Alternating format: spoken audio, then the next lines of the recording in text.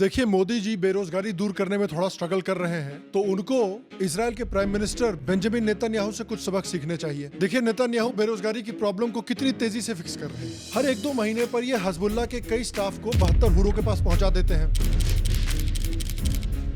उसके बाद उनकी पोस्ट खाली हो जाती है, यानी नई जॉब वैकेंसीज क्रिएट हो जाती हैं, जिसको भरने के लिए कुछ लोग आते हैं। उसके कुछ महीने बाद उन लोगों को भी हुरों के पास पहुंचा दिया जाता है। फिर से जॉब वैकेंसीज खुल जाती हैं, फिर से नए जॉब्स क्रिएट हो जाते हैं। बड़ी खबर के साथ खबर आ रही है लेबनान से।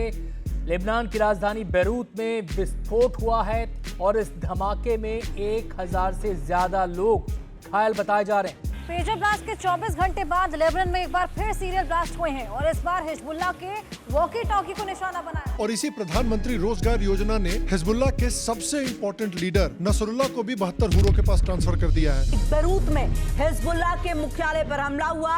इस हमले में हिजबुल्लाह चीफ हसन नसरुल्लाह भी मारा गया है। अल्लाहु अकबर।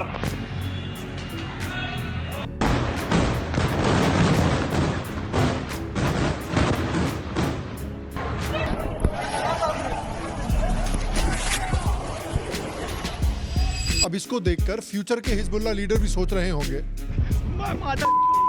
जो इसमें आया। नेतन्याहू और इजराइल ने पूरी हिजबुल्लाह की टॉप लीडरशिप को साफ कर दिया है और इसमें अपेरेंटली एक इंडियन इंजीनियर का भी हाथ है। अब इजराइल के इस एक्शन पर मिडिल ईस्ट में तो हो ही रहे हैं मेल्टडाउन, लेकिन सरप्राइजिंगली भारत में भी न्यूक्लियर लेवल के मेल्टडाउन हो रहे हैं। अब आप सोच रहे होंगे कि यार, भारत के मुस्लिम्स का हिजबुल्लाह और इजराइल से क्या लेना देना। और मैं आपको इस वीडियो में ये भी बताना चाहता हूँ कि भारत को इजराइल से और इजराइल के इस ऑपरेशन से क्या सबक लेने चाहिए।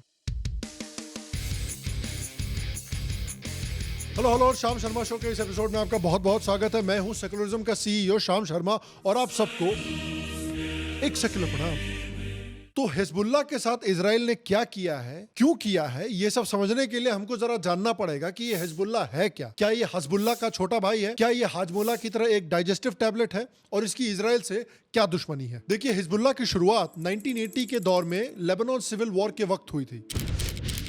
हिजबुल्लाह का लिटरल मीनिंग है पार्टी ऑफ गॉड, लेकिन हिजबुल्लाह पार्टी ऑफ गॉड उतनी ही है जितनी पाकिस्तान डेमोक्रेटिक कंट्री है। जब 1970s में पैलेस्टाइन लिबरेशन ऑर्गेनाइजेशन के फाइटर्स, जिनको जॉर्डन से निकाला गया, उन फाइटर्स को साउथ लेबनान में शेल्टर दी गई और वहां पर उन्होंने अपना नया बेस बना लिया। जिसके बाद इस पीएलओ ने, जो इजराइल के खिलाफ लड़ाई करता है और इजराइल को नष्ट करना चाहता है, इस आतंकी ऑर्गेनाइजेशन ने लेबनान को एक लॉन्चिंग पैड के रूप में इजराइल के खिलाफ इस्तेमाल करना शुरू कर दिया। इजराइल ने इन अटैक्स के जवाब में 1978 में ऑपरेशन लिटानी के रूप में साउथ लेबनान में पहला मिलिट्री इंटरवेंशन किया। उसके बाद 1982 में इजराइल ने साउथ लेबनान में फिर से एक फुल स्केल इन्वेजन लॉन्च किया, जिसे ऑपरेशन पीस फॉर गैलिली कहा जाता था। इनका गोल था साउथ लेबनान में पीएलओ के सारे बेसिस को खत्म करना। इनफैक्ट इजरायली फोर्सेस तो बेरूत तक पहुंच गई थी, जो कि लेबनान का कैपिटल है, क्योंकि वहां पर पीएलओ के कई बड़े बड़े लीडर्स भी छुपे हुए थे। लेकिन लेबनान के जो रेडिकल शियाइट मौलवी थे, उन्होंने ईरान की गवर्नमेंट के साथ मिलकर लेबनान में एक शिया मिलिशिया ग्रुप की फॉर्मेशन की। शिया लोगों में यह गुस्सा पैदा करके कि देखिए, ये यहूदी आपके देश में घुस रहे हैं, इनकी हिम्मत कैसे हुई, इन यहूदियों को खत्म करना जरूरी है। और यही हिजबुल्लाह का गोल था। हिजबुल्लाह का गोल लेबनान के लोगों की भलाई करने का नहीं है, शिया मुसलमानों की भलाई करने का नहीं है, बल्कि सिर्फ और सिर्फ इजराइल का खात्मा करना है। ईरान की जो रेवोल्यूशनरी गार्ड कोर है, उसका डायरेक्ट इन्वॉल्वमेंट था हिजबुल्लाह की क्रिएशन में और हिजबुल्लाह की ट्रेनिंग में। हिजबुल्लाह को ईरान बेसिकली एक प्रॉक्सी आतंकवादी ग्रुप के रूप में डेवलप कर रहा है, ताकि मिडिल ईस्ट में अपने रीजनल इंटरेस्ट को सिक्योर कर सके। ये ईरान की एक्सेस ऑफ रेजिस्टेंस स्ट्रेटजी का एक हिस्सा था, जिसमें ईरान अपने इन्फ्लुएंस को लेबनान, सीरिया, इराक और यमन तक बढ़ाना चाहता है, ताकि इजराइल और अमेरिकन इंटरेस्ट दोनों को वीकन किया जा सके। और जिस तरह पाकिस्तान आतंकी ऑर्गेनाइजेशन से एक प्रॉक्सी वॉर लड़ रहा है भारत में, उसी तरह ईरान इन आतंकी ऑर्गेनाइजेशन से इजराइल के खिलाफ एक प्रॉक्सी वॉर लड़ रहा है। बेसिकली इन्होंने और पाकिस्तान ने पैंडेमिक के पहले ही रिमोट वर्क को परफेक्ट कर लिया था और ईरान के सपोर्ट से हिजबुल्लाह ने इजराइल पर कई बड़े बड़े अटैक्स किए हैं। 1992 में हिजबुल्लाह ने अर्जेंटीना में इजरायली एम्बेसी पर एक बड़ी बॉम्बिंग की थी, जिसमें 29 लोग मारे गए थे। 1994 में फिर से अर्जेंटीना में एक जूइश कम्युनिटी सेंटर पर एक बॉम्बिंग हुई थी, जिसमें 85 लोगों की जान गई थी। 1996 में हिजबुल्लाह ने इजराइल पर बहुत सारे रॉकेट्स भी लॉन्च किए थे। 2006 में हिजबुल्लाह ने लगभग 4000 रॉकेट्स नॉर्दर्न इजराइल के रेजिडेंट्स पर फायर किए थे, जिसमें कई लोगों की जानें भी गई थी। लेकिन देखिए, यहाँ पर कहानी में एक थोड़ा सा ट्विस्ट आता है और हमें यहाँ पर एक इंडिया से भी कंपैरिजन ड्रॉ करनी पड़ेगी, क्योंकि हिस्टोरिकली हिस्टोरिकली इंडिया जो है वो कड़ी निंदा वाला देश रहा है कि उनके साथ कुछ भी गलत होता है तो वो कड़ी निंदा करते हैं, आगे बढ़ जाते हैं, फिर उनके साथ कुछ गलत होता है, कड़ी निंदा करते हैं, आगे बढ़ जाते हैं, and the cycle keeps repeating itself. लेकिन इजराइल जो है वो ऐसा देश है जो कड़ी निंदा की फिलॉसफी में नहीं बल्कि तेल पिलाया हुआ डंडा की फिलॉसफी में विश्वास रखता है। उन्होंने कहा कि हिजबुल्ला अगर इतना चौड़ा होना चाहता है तो हम हिजबुल्ला को लंबा भी कर देते हैं। 2015 में इजराइल ने हिजबुल्ला को सीरियसली टारगेट करना शुरू किया और उनके टॉप कमांडर हुरों के पास पहुंचा दिए गए। ये top commander previous top commander का बेटा था जिसको ऑलरेडी इजराइल ने 2008 में हुरों के पास पहुंचा दिया था। 2016 में एक और सीनियर लीडर हसन लक्कीस को हुरों के पास पहुंचा दिया गया। 2018 में जो ड्रोन टेक्नोलॉजी में हिजबुल्ला का हेड था उसको हुरों के पास पहुंचा दिया गया। 2021 में सीरिया के बॉर्डर पर हिजबुल्ला के सारे डिपो और मिसाइल फैक्ट्रीज को टारगेट करना शुरू कर दिया गया, जहां पर हिजबुल्ला ने 1.5 लाख से ज्यादा रॉकेट जमा करके रखे हुए थे। अभी 7 अक्टूबर के बाद जो गाजा में कॉन्फ्लिक्ट हुई है उसके दौरान हिजबुल्ला ने भी अपनी तरफ से नॉर्दर्न इजराइल में रॉकेट से टारगेट करना शुरू कर दिया। और फिर इजराइल ने बोला कि देखो यार, अभी इस समय पर हमारी आतमाजी सटकली ऐसे भी हो रखी है, तो इस समय पर तुम हमसे जूझ रहे हो तो तुमको सही से निपटाते हैं। और इजराइल ने क्या किया कि जितने भी बड़े बड़े हिजबुल्ला कमांडर्स थे वो पेजर और वॉकी टॉकी से कम्युनिकेट करते थे, क्योंकि अगर वो फोन से या फिर इंटरनेट से कम्युनिकेट करेंगे तो उस कम्युनिकेशन को काफी आसानी से ट्रेस किया जा सकता है। लेकिन इजराइल ने इन्हीं पेजर्स और वॉकी टॉकी को वेपनाइज कर दिया और उनमें ही ब्लास्ट करवा दिया, जिससे कि कई बड़े बड़े टॉप कमांडर्स को हुरों के पास पहुंचा दिया गया है। और चैट गिरी भी देखिए कि ऐसी जगह पर पेजर ब्लास्ट किया है ना कि हुरों के पास पहुंच के कुछ कर भी नहीं सकते हुरों के साथ। इतने में नसरल्ला जो है, जो हिजबुल्ला का सबसे इंपॉर्टेंट लीडर माना जाता है, उसने हाय तौबा मचाना शुरू कर दिया।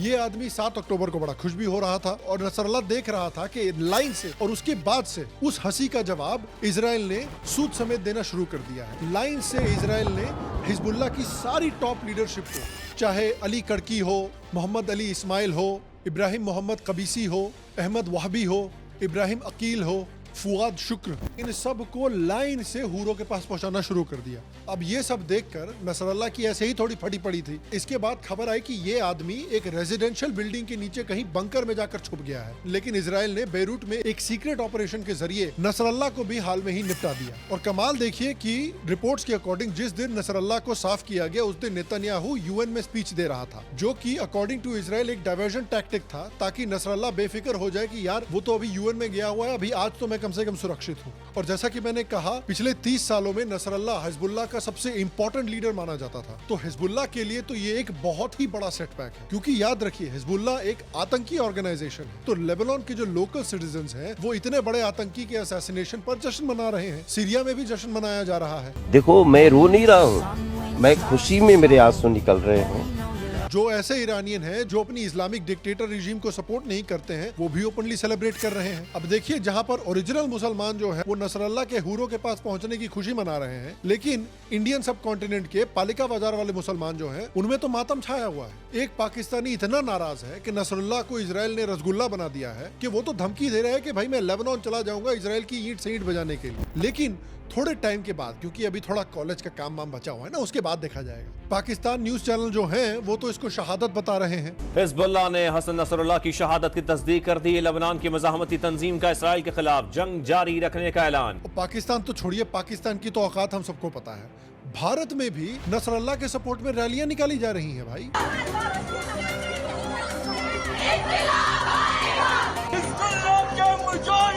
हम तुम्हारे साथ हैं, फलस्तीन के मुजाहिदों, हम तुम्हारे साथ हैं।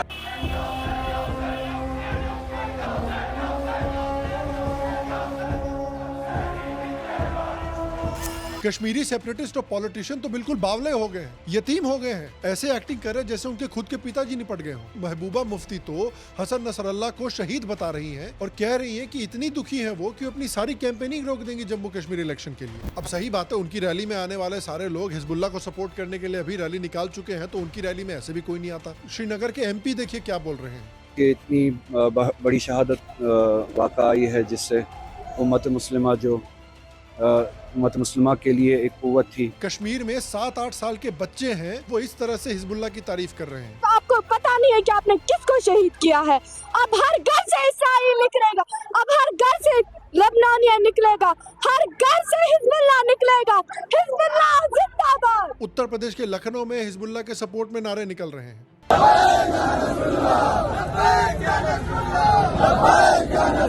अब ये सब देख के आप मुझे बताइए कि क्या शौर्य फिल्म का रुद्र प्रताप सिंह गलत था? श्रीनगर में तो भैया नाइट मैराथन लगाया जा रहा है नसरल्ला के सपोर्ट में। दौड़ तो इतनी तेजी से रहे जैसे किसी ने पीछे इनको नेतन्याहू की तस्वीर दिखा दी हो। वाजिद खान नाम के एक इंसान कह रहे हैं कि नसरल्ला की मौत से भेड़िए बहुत खुश हो रहे हैं। हाँ भाई, सुअर मरेगा तो भेड़िए तो खुश होंगे ही ना। इसके अलावा भी कई लोग आए हैं नसरल्ला को शहीद बताने के लिए। इंडिया की ईरानियन एम्बेसी गम मना रही है। तो देखिए, भारत में तो हो ही रहा है मेल्टडाउन, भारत के बाहर भी इंटरनेशनल मेल्टडाउन हो रहा है। एक मैडम है जो अक्टूबर 7 पे बहुत खुश हो रही थी, उनकी देखिए कितनी बुरी हालत हो गई लाइव नसरल्ला की मौत की खबर सुनकर। We do now have official confirmation from the Hezbollah group of the death of Hassan Nasrallah. What's your response, please? I'm so sorry. एक और महतरमा है, वो तो न्यूज बेचारी पढ़ भी नहीं पा रही है, रोने लग गई। استشهاد الأمين العام لحزب الله السيد حسن نصر الله. तीसरी मैडम कह रही है कि हर घर से 100 नसरल्ले निकल के आएंगे। If they believe that they killed one Hassan Nasrallah, they just created hundreds of thousands of Hassan Nasrallah. अरे ये विक्की डोनर है क्या? स्पर्म डोनेट करते थे क्या कि 100 घरों से निकल के आएंगे सेम नसरल्ला? और जो रेसिस्ट थे, जो पिछले 6 महीने से इंडियंस पर रेसिज्म पेल रहे हैं, वो आज बेचारे बड़े नाराज हैं क्योंकि उनके भी पिताजी निपट चुके हैं। और उनके निपटने में अपेरेंटली एक इंडियन इन्वॉल्व था जिसने पेजर सप्लाई किए थे इजरायली गवर्नमेंट को। और देखिए, इन सब लोगों के लिए सबसे दुख की बात यह है ना कि इनके खुद के पापा ने इनकी सबसे बड़ी बेइज्जती कर दी है। इनके खुद के पापा सऊदी अरेबिया, जहां पर इस्लाम ईजाद किया गया था, उन्होंने सामने से आकर कह दिया कि देखिए, नसरल्ला वसरल्ला में हमको कोई इंटरेस्ट नहीं है, ये इजराइल और पैलेस्टाइन का अंदरूनी मामला है, हमको अपना देश डेवलप करने में चिंता है, बाकी आप लोग अपना देख लीजिए। अब देखिए, मेल्टडाउन तो हमने एंजॉय किए हैं, लेकिन यहाँ पर मैं आपसे और देश की मुस्लिम कम्युनिटी से एक ऑनेस्ट सवाल पूछना चाहता हूँ कि इस समय पर हजारों लोग ऐसे हैं जो भारत की सड़कों पर नारे लगा रहे हैं और तारीफ कर रहे हैं एक ऐसे आतंकवादी की जो ओपनली इनोसेंट यहूदियों को मारने की बातें करता था, प्लान्स बनाता था। ऐसा क्यों होता है कि चाहे याकूब मेमन हो, मुख्तार अंसारी हो या सैयद अली शाह गिलानी हो, इन लोगों के मरने पर हमारे देश में कुछ मुस्लिम्स के इतने आंसू निकलते हैं, इतने आंसू निकलते हैं कि उनसे राजस्थान जैसे स्टेट में भी ग्रीन रेवोल्यूशन आ जाएगा। और हमारे देश में कुछ ऐसे बुद्धिजीवी हैं जिनको हमारे देश की डेमोक्रेसी की, हमारे देश के कॉन्स्टिट्यूशन की बहुत चिंता है। और वो जो हमारे कॉन्स्टिट्यूशन के एक निर्माता हैं डॉक्टर अंबेडकर को ये लोग भगवान मानते हैं अपना। तो ये लोग जो हैं, जो बड़ा फ्री पैलेस्टाइन की बात करते रहते हैं, जो लोग इन प्रो आतंकवादी इंडियन मुस्लिम से कुछ सवाल नहीं पूछना चाहते, मैं उनके ही भगवान डॉक्टर अंबेडकर को कोट करना चाहता हूँ। डॉक्टर अंबेडकर ने अपनी किताब पाकिस्तान और पार्टीशन ऑफ इंडिया में इस फिनोमेना पर कुछ ये शब्द कहे थे। उन्होंने कहा था कि देखिए, इस्लाम को भाईचारे का रिलीजन कहा जाता है, लेकिन ये जो इस्लाम का भाईचारा है, ये कोई यूनिवर्सल भाईचारा नहीं है। ये भाईचारा सिर्फ और सिर्फ मुस्लिम्स के लिए है और मुस्लिम्स के बीच में है। ये एक फ्रेटर्निटी जरूर है, लेकिन इसका फायदा सिर्फ और सिर्फ मुस्लिम्स को होता है। जो लोग नॉन मुस्लिम्स हैं वो इस फ्रेटर्निटी के बाहर हैं और उनके लिए सिर्फ नफरत और दुश्मनी है। डॉक्टर अंबेडकर ये भी कहते हैं कि मुस्लिम्स का जो अलीजेंस है वो उस देश से कभी भी नहीं हो सकता जिस देश में वो रहते हैं, बल्कि सिर्फ और सिर्फ उनके रिलीजन यानी इस्लाम से है। मतलब इस्लाम कभी भी एक सच्चे मुस्लिम को ये अलाउ नहीं करेगा कि वो इंडिया को अपनी माँ समझे या हिंदू को अपना भाई समझे। डॉक्टर अंबेडकर ये भी कहते हैं कि मुस्लिम लिटरेचर के हिसाब से दुनिया सिर्फ 2 कैंप्स में बटी हुई है, दारुल इस्लाम यानी जहां इस्लाम का राज है, और दारुल हर्ब यानी जहां